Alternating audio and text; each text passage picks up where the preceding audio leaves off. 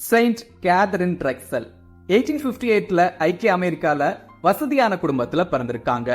சின்ன வயசுலயே இவங்களோட தாய் இறந்து போக கேதரின் அவங்களோட மாமா வீட்டுல தங்கி வளர்ந்திருக்காங்க. ஒரு கட்டத்துல இவங்களோட தந்தை மறுமணம் செய்ய கேதரின் தன்னோட வீட்டுக்கு திரும்பி இருக்காங்க. ரொம்பவே ஆடம்பரமான வாழ்க்கை வாழ்ந்து வந்துட்டு இருந்திருக்காங்க. ஒரு கட்டத்துல கேதரினோட வளர்ப்பு தாய்க்கு புற்றுநோய் பாதிப்பு ஏற்பட்டிருக்கு. கேதரின் தான் கூட இருந்து அவங்கள பராமரிச்சிருக்காங்க. அப்பதான் கேதரினுக்கு புரிய ஆரம்பிச்சிருக்கு, பணத்தால மரணத்திலிருந்தோ வேதனையிலிருந்தோ பாதுகாப்பு வாங்க முடியாது அப்படின்னு உணர்ந்திருக்காங்க. இதுதான் அவங்களோட வாழ்க்கையில மிகப்பெரிய திருப்பு முனையா அமைஞ்சிருக்கு. எலன் ஹண்ட் ஜாக்சன் எழுதின அவமதிப்பின் நூற்றாண்டு அப்படிங்கிற புத்தகத்தை படிச்சிருக்காங்க, அதிர்ச்சிக்குள்ளாயிருக்காங்க. ஒரு தடவை கேதரின் ஐரோப்பா பயணம் செஞ்சிருக்காங்க. அப்போ திருத்தந்தை 13ஆம் லியோவை சந்திச்சிருக்காங்க. வயோமிங் நகருக்கு அதிகமான மறைப்பணியாளர்களை அனுப்ப கோரிக்கை வச்சிருக்காங்க.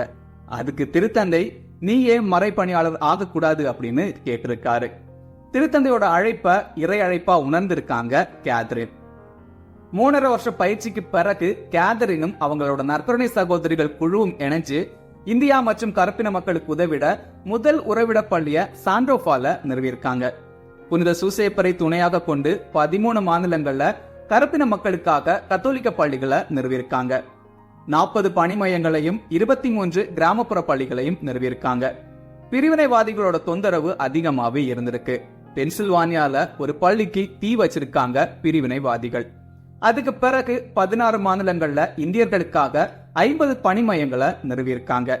நியூ ஓர்லண்ட்ஸ் மாநிலத்துல ஐக்கிய அமெரிக்கால உள்ள கருப்பின மக்களுக்காக முதல் கத்தோலிக்க பல்கலைக்கழகமான சேவியர் பல்கலைக்கழகத்தை நிறுவியிருக்காங்க. 77வது வயசுல கேதரினுக்கு மாரடைப்பு ஏற்பட்டிருக்கு. அதுக்கு பிறகு ஒரு குறுகிய அறையில எளிமையான அமைதியான வாழ்க்கை வாழ்ந்திருக்காங்க.